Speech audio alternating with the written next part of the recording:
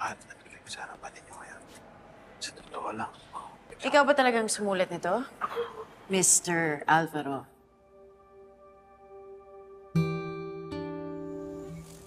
Pakiramdam ko, nung bata ako, buhay. Yung mga storya ng nanay ko.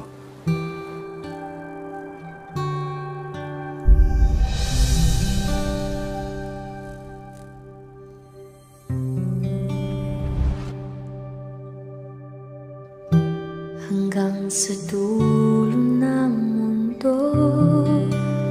Nay, sana malaki na rin ako.